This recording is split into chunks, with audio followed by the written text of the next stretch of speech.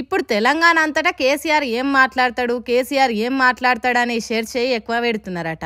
అయితే కామన్ పబ్లికే కాదు, కాంగ్రెస్ పార్టీలు కూడా కేసీఆర్ మాట్లాడబోయే దాని గురించే మాట్లాడుకుంటున్నారట. నిజానికి ప్రజలకే కాదు, కాంగ్రెస్ వాళ్ళకి ఎక్కువ ఉన్నట్టుంది. కాంగ్రెస్ నాయకులే ఎక్కువ మాట్లాడుకుంటున్నట.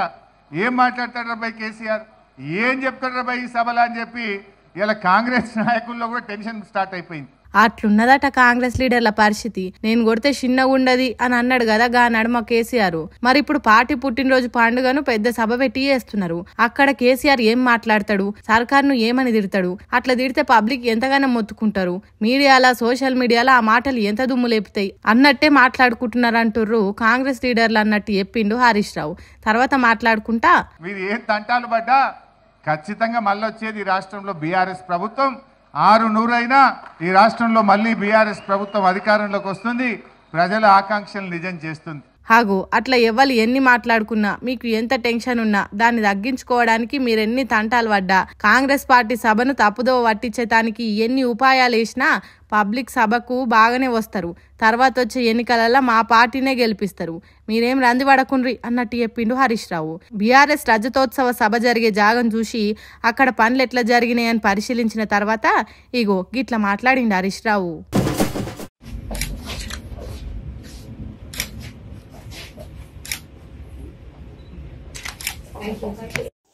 అందాల భామలు హైదరాబాద్ లో క్యాట్ వాక్ చేసే రోజులు దగ్గర పడుతున్నాయి. అగో 2 ఏళ్ల కింద మిస్ ఇండియా అయిన నందిని గుప్తా బేగంపేట విమానం స్టేషన్ కి వచ్చింది. మంత్రి పొన్నం ప్రభాకర్ రెడ్డి మన దేశ అందగత్యకు శాలువ కప్పి సన్మానం చేసిండు. ఎమ్మటి టూరిజం శాఖ ప్రిన్సిపల్ సెక్రటరీ స్మితా సబర్వాల్ కూడా ఉన్నది. 72వ మిస్ వరల్డ్ పోటీలకు హైదరాబాద్ సెంటర్ కాబోతున్నాయి కదా.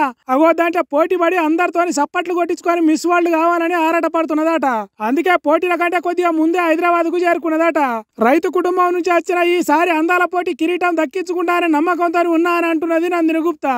రాజస్థాన్ రాష్ట్రం నుంచి వచ్చిన ఈ ముద్దు గుమ్మకు అందాల కిరీటం రావాలని మనం కూడా కోరుకుందాం.